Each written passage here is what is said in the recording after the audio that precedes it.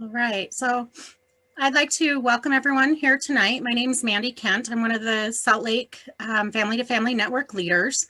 The Family to Family Network is a statewide parent support network run by volunteers that is designed to educate, strengthen, and support families of persons with disabilities, especially those who are on the waiting list for services with the Division of People for Services with Disabilities.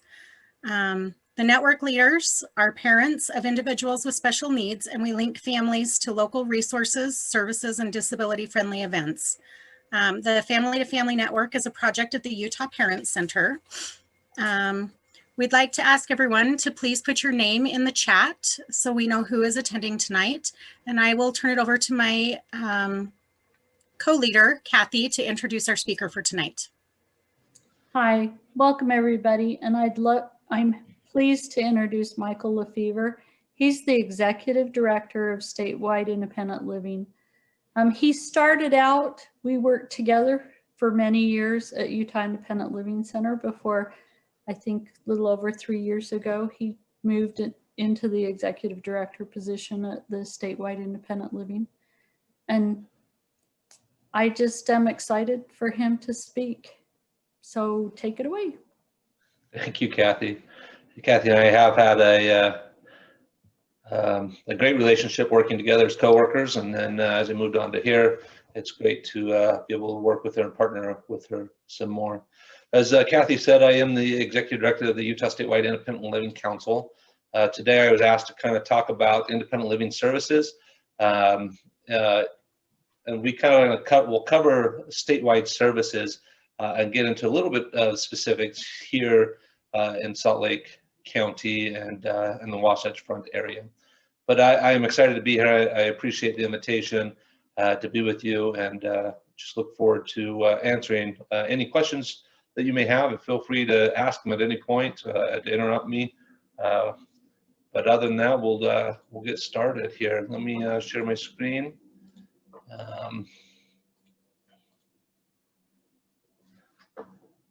Oh, there we go. Are you seeing, just to double check, are you seeing my presentation screen or the actual PowerPoint? We've got your, we can see your notes. Okay, we will swap this real quick. You'll just give me half a second. There really isn't any notes. I've done the presentation enough that you'll be able to see things better if I switch that. And let's go back and share that screen. And let's hope that this one works. That one looking better? Maybe? Yes. That's good. What's that? I'm sorry, Julia? Yes, it works. Oh, awesome. Thank you. Sometimes you just have to get the double screens correct. So, and I will open my chat so I can see that as well if you have questions. All right, so independent living has been around, at least in the state of Utah, since 1981, where the first Center for Independent Living received its funding here in Salt Lake City. And at that point, they were federally mandated essentially to serve the whole state.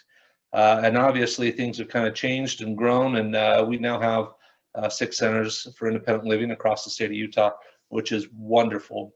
I just want to give you kind of a brief history of what that is, independent living is. So independent living centers, or centers for independent living, they're used interchangeably.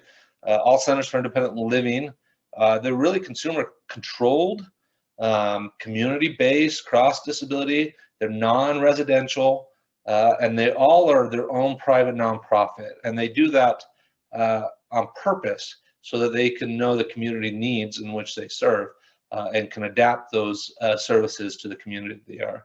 The cool thing about Centers for Independent Living, there are 356 centers across the U.S. And in every state and territory. And like I said, there's 6 here in the state of Utah, which we're excited to have. So just to kind of help you, give you a background of why the services that we do provide that I'll talk about here in a minute, I want to give you an idea of what the independent living philosophy is. And that's essentially saying that people with disabilities they know themselves best. And because of that, they should know what services they need. They should be able to make the decisions about their everyday life and what they need to be independent. And that's really the independent living philosophy. And so it's crucial and just really valuable to have that perspective. And in the services that independent living provides, that is the number one thing, that consumer control, that those consumers are coming to the centers with the idea of what they need help with, and then they receive that help. They make a goal and they receive that help. And so that's essentially the independent living philosophy. And it all started back in 1972 with who we call Ed Roberts, the father of the independent living movement. And Ed Roberts was just an interesting guy that he couldn't graduate from high school because he couldn't fulfill the physical education requirement. He had polio. He contracted polio really at a later in his teens. Wouldn't graduate from high school because of that. His mother definitely advocated for that to change, which they did, and he was able to graduate. And then he tried to go to the University of Berkeley, and they would not allow him in because of his disability. And he fought that and advocated to do that. Trying to get in, he was working with VR counselors, and the VR counselors essentially said he wouldn't amount to anything and that he shouldn't go to school. He should go to a sheltered workshop the rest of his life. And Ed wasn't very excited about that prospect. And so essentially he advocated for himself to be able to attend the university there at Berkeley, and he studied vocational rehab. And interesting enough, he eventually became the director of vocational rehab for the state of California, the same organization that told him that he wouldn't be able to do anything. And so that is kind of where this all starts. So in 1972, he sees this need. He has this philosophy that, you know, he is a person with a disability. He knows his own needs and should be able to, you know, hire personal care attendants, be able to supervise them, and you know, decide what he wears every day, what he does every day.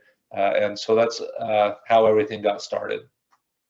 And then obviously just brief history, in 1973, the Rehabilitation Act was signed, and in that, and in the law, Centers for Independent Living were created. And so we are federally mandated within the Rehab Act to exist. And as I said, in 1981, Utah received funding for the first center, and they opened their doors in 1982. And then where I come in and our organization comes in is in 1992. We had the reauthorization of the Rehab Act, which included a requirement to create a statewide independent living council. And I'll kind of share with you what we do here in a minute. And then in 2000, the last of the 6 centers for independent living opened in Ogden. And so those the locations of those centers are shown here. I know it's going to be hard to see on this map, but literally every county in the state, all 29 counties, are covered by one of those 6 centers. You can obviously see that in the red there, that's the Red Rock Center for Independence, or RRCI, in St. George, and they cover the most counties at 9 counties.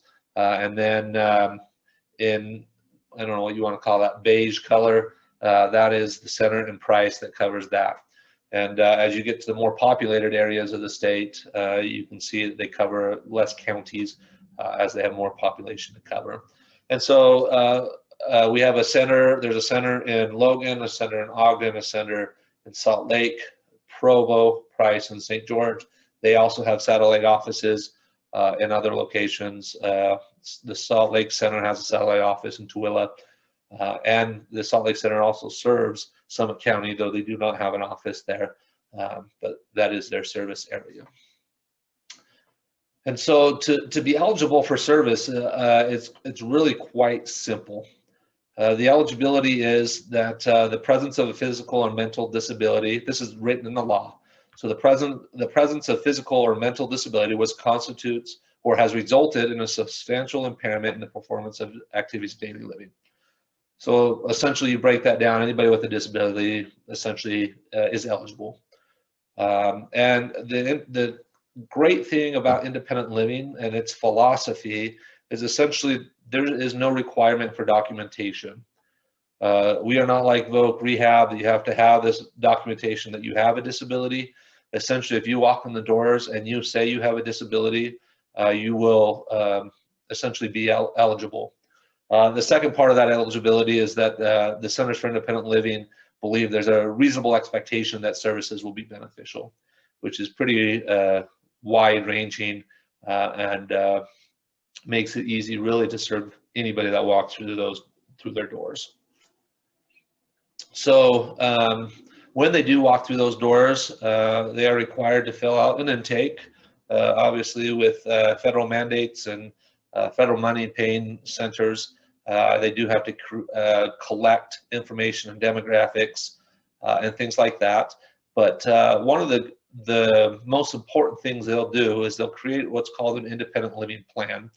And similar to an IEP in that the consumer comes in, they talk to a staff member about their goals on how to live more independently, and then that staff member will create this plan according to their goals.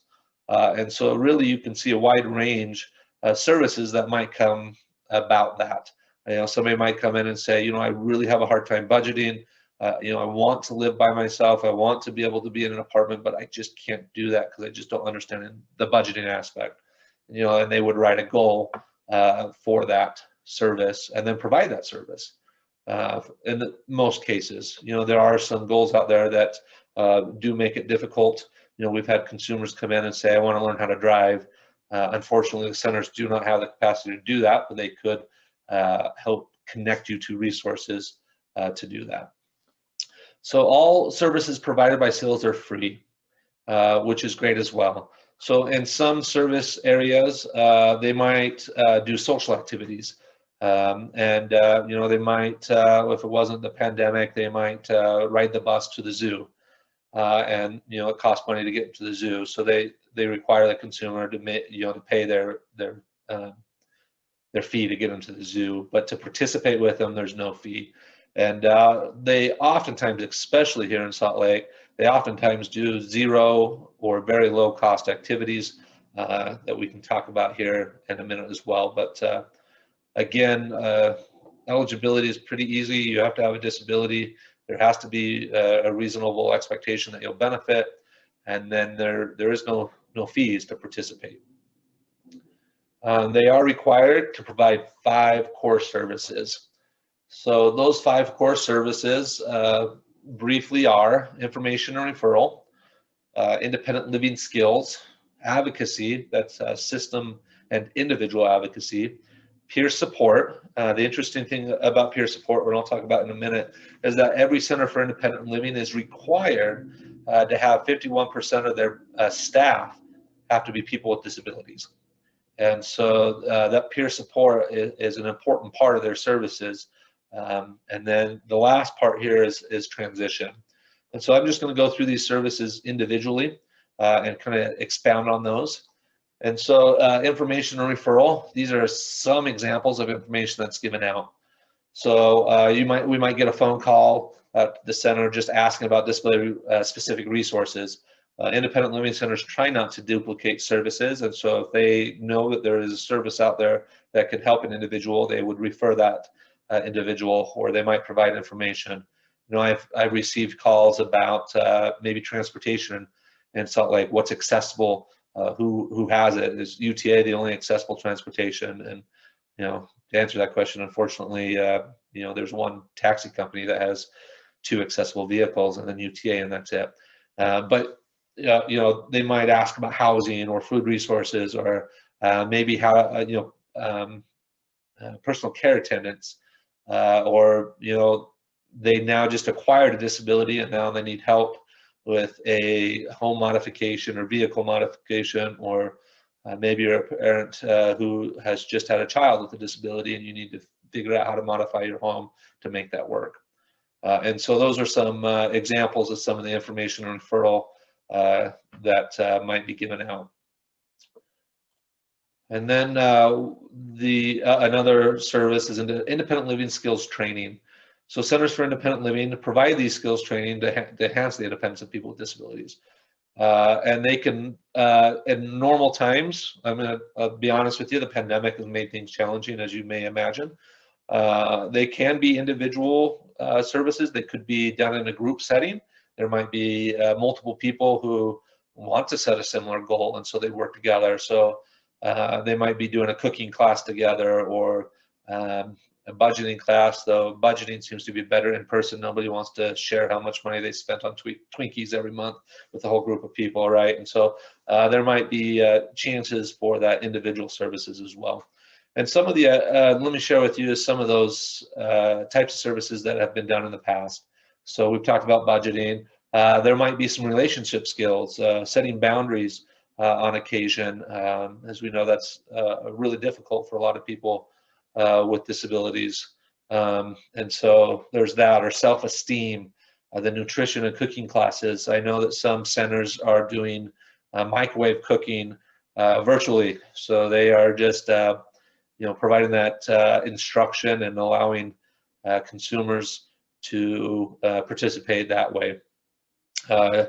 They might be, how to use technology, especially in this day and age. That is pretty important, especially now that we've gone virtual. Some centers do have grants to provide the pre-ETS, the pre-employment and transition services. And there's 4 out of the 6 centers that have that grant, so they might provide some of that pre-employment training. We've talked about the peer support. The center in Salt Lake is great, again, during non-COVID times, about providing bus training, especially during their summer programs, to do that, but they will do that outside of that as well. Teaching people how to advocate, teaching people about disability culture, disability history, disability rights. They'll have adult and young adult groups, how to adjust to a disability if you just acquired a disability. We've had classes on creative writing and how to express yourself. And then there are options to request information. And then some of the centers, especially the center here in Salt Lake, and again, in normal times, would provide transportation to those who have no other means to get there. If there's a possibility of writing UTA, they encourage that. They encourage that independence to get to the center for that class. And so maybe at first when you sign up for services, you don't understand how to get to the center for classes. They could go out and do bus training to help you get there, and you might need some limited transportation to and from those classes. I might stop here just for a brief second. I know Kathy works at the center here in Salt Lake, and she could maybe share with you just a few of the classes that they might have going currently. And so Kathy, if I could invite you just to unmute yourself and join us again if you're there.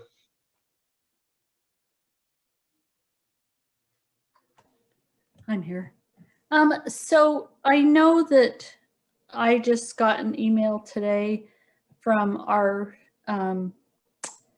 person who does our recreation, and there's an outing schedule that's brand new, and you can access any of this on our website. There also monthly is new class schedules. So you can go on there, and our classes are available to anyone over 18. And then I am the youth transition coordinator. So I do the classes that can be, we do 8 classes a week at the center that are accessed by the high school and post-high school programs. So any affiliation with a district you can attend any of those classes. The only thing I want to mention is eligibility is a little bit different for the high school and post-high school programs, simply because we are part of the pre-ETS program, and vocational rehab has their own eligibility. So the student is asked to have a parent, if they are under 18, sign a form that just says, I understand that my student is going to receive pre-employment instruction. Really simple. And then the teacher is asked to verify that the student has either an IEP or a 504. If for some reason the student can't provide that information, they are never turned away. So they can still attend any classes. And I also want to say that you can access our summer program through our website, but we do year-round enrollment for our summer program. And because of COVID, normally we take around 70 to 80 students a summer, but we're going to do 2 sessions of 16. So we're going to do an early summer 4-week session and a midsummer 4-week session, Monday through Thursday, 9 to 2, for any student 14 to 21. I think that's it. Oh, great, thank you. I am on more of a state level, and it's great just to have that personal information about what's going on here in Salt Lake. With COVID, you can just imagine that everybody is working on providing services, and those services could look differently per center. Is there any questions about at least those two services, the information referral or eligibility or independent living skills training? Somebody asked, what's a 504? That's a good question. So there are some students with more physical disabilities, and that 504 addresses accommodations for their physical disabilities within the schools. So that is more of a 504 that was written in the Rehab Act as well. I hope that answers your question, Arnold. Any other questions? You are welcome, Arnold. Again, please feel free to write them in there if you have any questions. We'll go on to the next slide. So we talked about advocacy, individual advocacy, and community and system advocacy. I don't know if any of you had a chance to participate today on the Disability Advocacy Day. If you did, I know this is a long day for you. We have definitely been on the computer for a long time, but that is something that we help with. We help educate individuals about things going on. At the centers, they might provide classes, individual classes or group classes on how to advocate, what skills are, what you need to do to access your legislators, or maybe it's your city council, or maybe it's how to advocate with your job to improve accommodations within your workforce, or with an organization you work with. And so there are many classes going on there, and then as an organization and an independent living network across the state as a whole, we look for opportunities to just make sure that individuals with disabilities continue to keep their rights and work towards improving their rights. And then and Julia says you can also contact the Utah Parent Center about the 504 information. And then the peer support, as I talked about earlier, it is a federal mandate that 51% of staff and their board members, since they're individual nonprofits, have a disability. Even 50% of decision makers, their leaders, have to be people with disabilities. So that gives them a unique perspective. It's the kind of been there, done that, have the T-shirt perspective, and can share that information and experiences with other people with disabilities.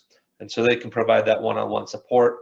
They do also have disability support groups where they can discuss any issues related to disability that they would like to bring out. And so that has been very beneficial for a lot of individuals with disabilities. And then we have transition. And transition is broken up into the 3 different services, essentially. We might as well have 7 services instead of 5, since they break up the transition into 3. But anyway, the Centers for Independent Living provide services to help transition individuals with disabilities in institutionalized settings, such as nursing homes, into more independent living situations. So Robin Hall, a person with a disability could ask about employment opportunities as staff at independent living centers. It would depend on what jobs are available, employment opportunities are available at the time, but it is highly welcome to the centers to have people with disabilities apply. The other part of transition services is diversion. And so that diversion into assisting people in any way possible that are at risk of becoming institutionalized for whatever reason, and helping them live in more independent living situations, whether that be to stay at home and hire a personal care attendant, or coming up with other solutions that help them be more independent. And part of those services, it's helping individuals connect to various state Medicaid waivers. There are waivers out there that help individuals with disabilities transition out of nursing homes. And so that is two of the three parts to transition. And then this is youth transition is the third part to transition. And that is to assist students with disabilities age 14 to 22 to gain the independent living skills for successful transition from high school to community participation. So we talked about youth transition, but I will tell you that services at a Center for Independent Living aren't limited by age. There are some centers who have more programs to serve younger youth or children than other centers, but at least every center has a program serving 14 to 22. I think the St. George Center is the only center I can think of who are serving youth or children 5 and up, but that doesn't mean that services couldn't be provided if there is a need. Also, part of that youth transition, and Kathy talked about this, was teaching IL skills in those high school settings. Many of the independent living centers have partnered with the school districts to provide independent living skills training. They may go into, again, when the pandemic wasn't happening, they were literally going into the school classrooms and teaching students there in their own school. Some classes were traveling by bus, whether that UTA or school bus, to the centers to learn independent living skills, at least through the UTA, and receive training there. And so that, like Kathy was saying, if students are receiving services through the school, the eligibility might look a little differently than if somebody were to walk in the front door of a center and ask for services. And then actually, I think now all the Centers for Independent Living have summer programs, and Kathy talked about hers. I've been trying to work with the centers across the state to kind of get their plans for their summer programs. I do not have them per center, but I do know that they are working to get those plans out. So literally from St. George to Logan, there should be some program of some sort happening. Any questions on youth transition or transition services as a whole? I do know that the Salt Lake Center has classes, like Kathy said, that go down to 12, and that is new since I used to work there. I used to work at the center, which is great to see. They have, they used to meet at the center weekly and learn independent living skills and be able to socialize and recreate, and receive that peer support and things like that. And that is happening. Classes are still happening. They just look differently. Many of them across the state going virtual. And then there are additional services that may be offered depending on the Center for Independent Living. So one of those, one that every center does here in the state of Utah is an assistive technology equipment loan bank. This is, I like to refer to it like a library for assistive technology. That could be, bedside commodes, toilet seat risers, things like that. Every center has a community integration program, and we'll talk about that in a minute. The Salt Lake Center has a deaf independent living expansion program, which is wonderful, as they do have a staff member who is deaf herself and can provide that peer support, again, which is kind of one of the pillars that independent living was founded on. The Salt Lake Center and maybe the Ogden Center had the Traumatic Brain Injury Resource Facilitation. It was a grant. You know what? I have not updated the slide, so I would need to follow up to see if they're still running that grant or not. There are some centers doing an older blind program.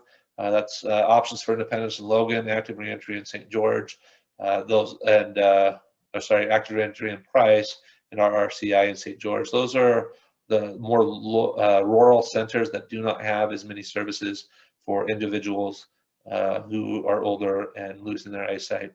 And then as talked about the pre-EDS program, the pre-employment and transition services, there are 4 out of the 6 centers that participate in that. And so we'll go through this. Like I said, the equipment loan bank is something that these items can be loaned out free of charge for up to 3 months, and every center participates in this. Their equipment may be different, what's in the inventory, from center to center, and literally from day to day, depending on the need. I will tell you that when I worked at the center in Salt Lake during the winter, it was almost impossible to get a shower chair.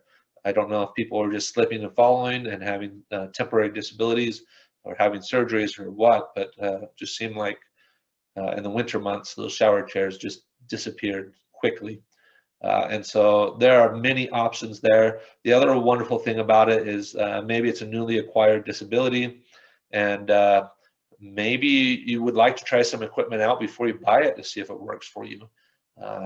And you can definitely do that. Some centers do have electric wheelchairs that they lend out. Some centers have stopped doing that, so it depends on the center about that and what equipment they might have. But I do know, like the Salt Lake Center has at least 2 briefcases full of all sorts of specialized and random assistive technology that can be tried out to see if that would be appropriate for somebody to essentially go out and purchase for themselves. Pretty cool. Any questions about loan bank or any other things I've discussed? All right, we've got a quiet. Oh, somebody just, is that Julia? Michael, this is Julia. I just wanted to mention, and then I have a helicopter going over my house.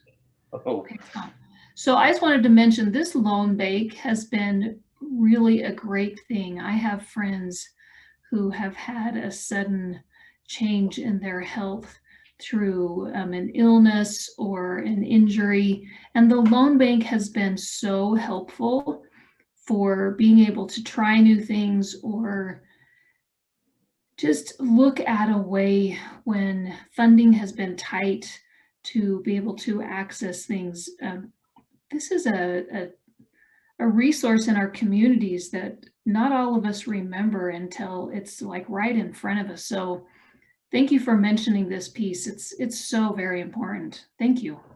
yeah, you're welcome. The other thing that I've seen this used for the loan bank is there are many people who use power, just wheelchairs in general, and they break down, and that's essentially people's legs, and it takes weeks sometimes to get those wheelchairs fixed, months I've seen, and so this is an opportunity to come in and, if you need to borrow a power wheelchair, it may not fit you the same way, but it gives you that option to be able to get your wheelchair fixed and give you the mobility that you may need. And so we've seen that a few times as well. And it's been a lifesaver for many. And like Julia had mentioned, temporary disabilities count as eligibility.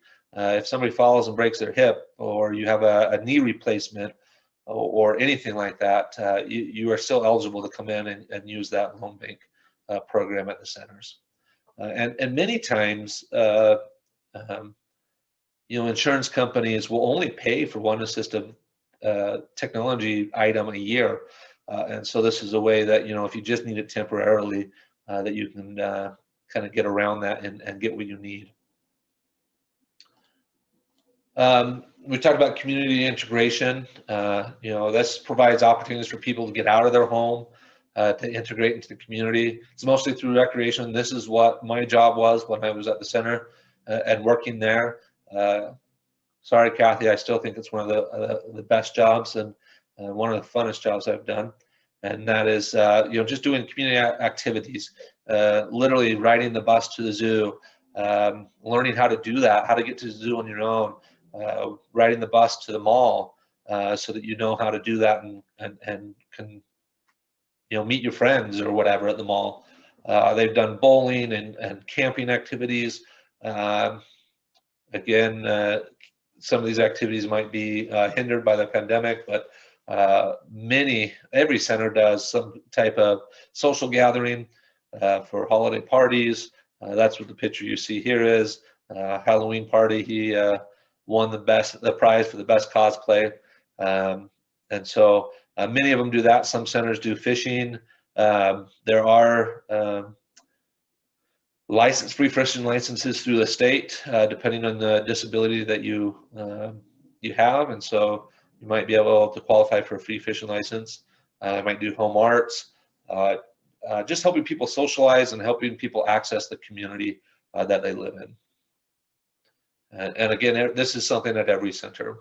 I talked briefly about the Deaf Independent Living Expansion Program. Again, this is the Salt Lake office, but just being that peer support, literally to individuals with who are deaf or hard of hearing, and receive that service from a staff member who's deaf or hard of hearing.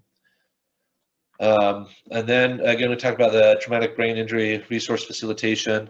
That's to assist individuals with a TBI and their families to access community resources. They have a contract, or had a contract. Again, I would have to follow up with the center. I don't know if Kathy can answer that for me if they still have it, but it was to provide assistance for up to 6 weeks. It could help fund neuropsych evals or MRIs or things like that.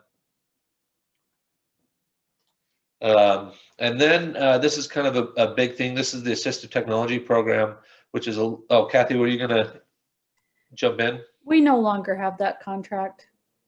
Okay, I will pull that slide off. Thank you. Assistive Technology Program. So this is a program that is done on a statewide basis. It's different than the Assistive Technology Loan Bank, as in these are items that are purchased meeting certain qualifications for individuals with disabilities. This could be doing van modifications. It could be maybe need help purchasing an electric wheelchair. We've had a lot of seniors who do not have the funds and the means to purchase the hearing aids, or it could be adapting different things. And so this is the only program in the state that the centers provide that have an income restriction. And that is because this money comes from the state and is set as a last resort. And so they want individuals to use every avenue possible before they participate in this program or the service from the centers. And so, like I said, every year the centers get funding from the state in July. This year has been a good year. We've been able to keep up on those needing services, but many years there's a waiting list, and it's a first come, first serve program. And so you would come in and fill out an intake. You would have an evaluation done, and then they would look at an evaluation done from an outside agency a lot of times, maybe from an occupational therapist or an outside agency specializing in whatever you're needing help with. They would evaluate you and then help you access the technology that you need to be more independent. So a wonderful program to have within the state. And we are very lucky not every state across the U.S. has a program like this. Any questions about that?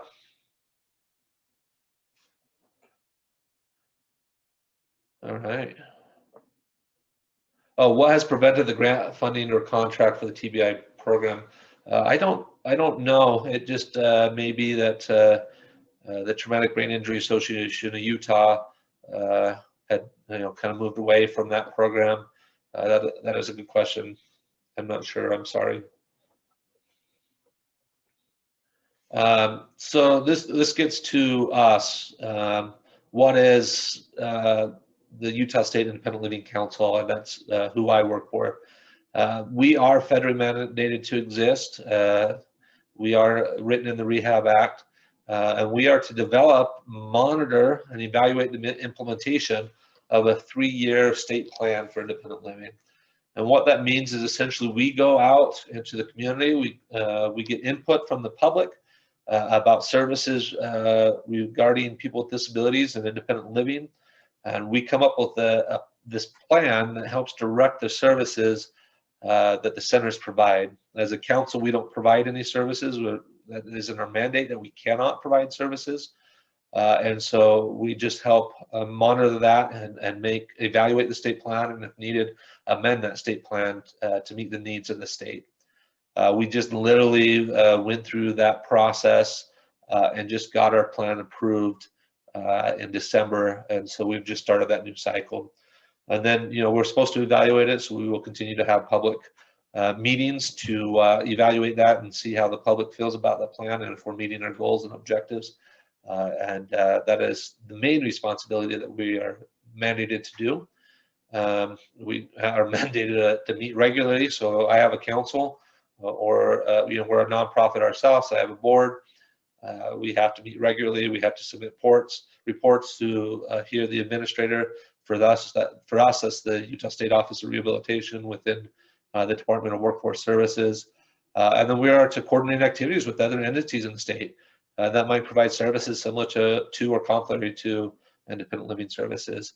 And so, working with the Utah Parent Center, the Utah Developmental Disabilities Council, or maybe the Disability Law Center, working with other organizations just to coordinate activities and make sure that we're doing what we can to help individuals with disabilities across the state of Utah. And then one thing that we do as a council, and what is written in our state plan, is that we'll provide a youth leadership conference. This year will be our 9th year of hosting this conference. We call it the Ninja Conference. This is the youth who attended the first conference had the opportunity to give it a name, and so they really like the name Ninja. That's where it comes from, and we came up with the acronym New Ideas to Network Junior Advocates. Generally speaking, this is a in-person conference, again in a normal year, that we would do at Utah State University. We have the opportunity to stay in the dorms, to eat in the cafeteria, to have access to the campus. We would teach leadership, advocacy skills, some independent living skills, job skills, options for education after high school or post-high, teamwork and things like that. This year and last year was unfortunately a virtual conference. We've decided again this year to go virtually, obviously with the pandemic, and making sure we can keep everybody safe, especially when we have a very vulnerable population with medical needs. And so, you're staying in dorms, it's very difficult to allow for physical distancing. And so we will be doing this again this year. This is November, not November, I'm sorry. I don't know why I said November. This will be in June. It's actually the middle week of June, and I wish I could remember off the top of my head when it is. I'll tell you. If you're interested there is an application. It's on our website at usilc.org, and fairly easy, all expense paid to participate. I will have to say I'm pretty partial to in-person, and so our virtual conference is good, but not as good as having it in person and being able to be at the campus. This year it'll be June 22nd through the 24th virtually, and the applications are on our website if that is something that you might be interested in doing. We'll still do fun things as much as we can virtually, still be able to educate those that participate. This is for those who are 16 to 24. Oh, thank you, Julia, for posting that. And I will apologize now. Our website isn't as nice as I would like, and we can't get a hold of the website designer to get it fixed. So we're working through those issues. I apologize. Any questions about the Ninja Conference or what we do as a council?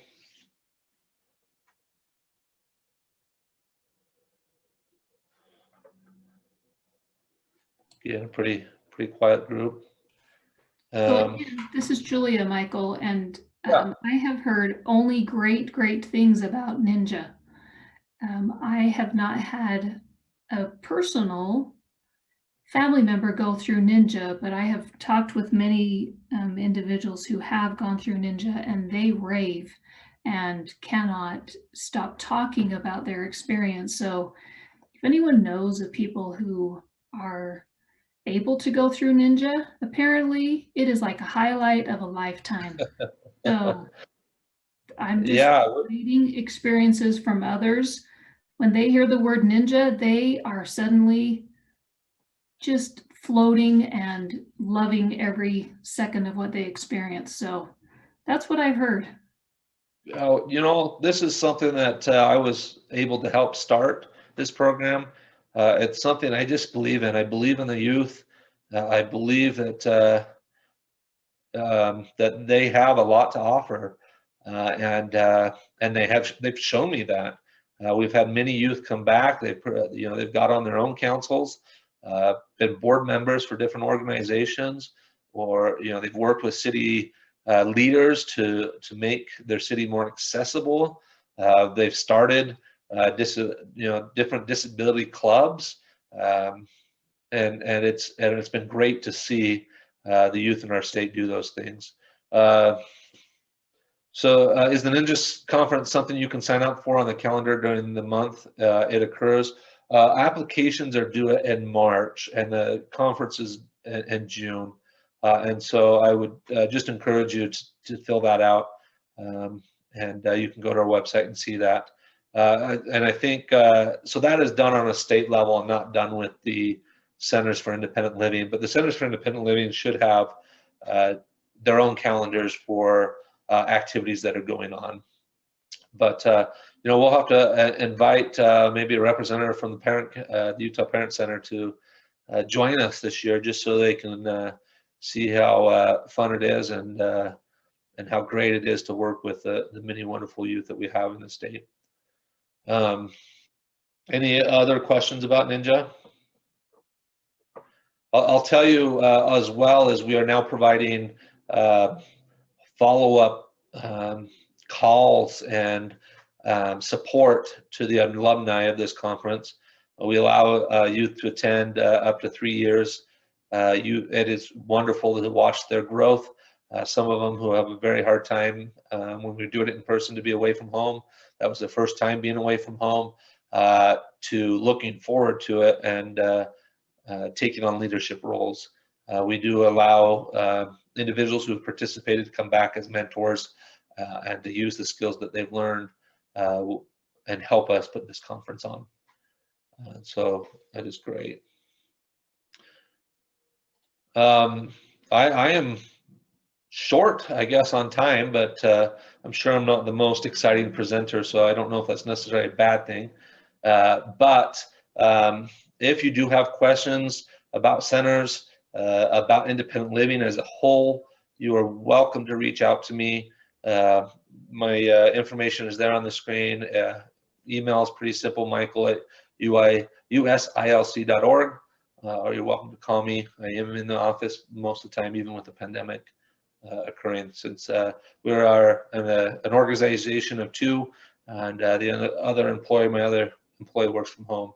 And so anyway, any questions or comments, Kathy, if you had any to add? Michael, you did a wonderful job. That was great. Thank you. Thank you very much. I can stay on for a minute if anybody else has questions, if you'd like.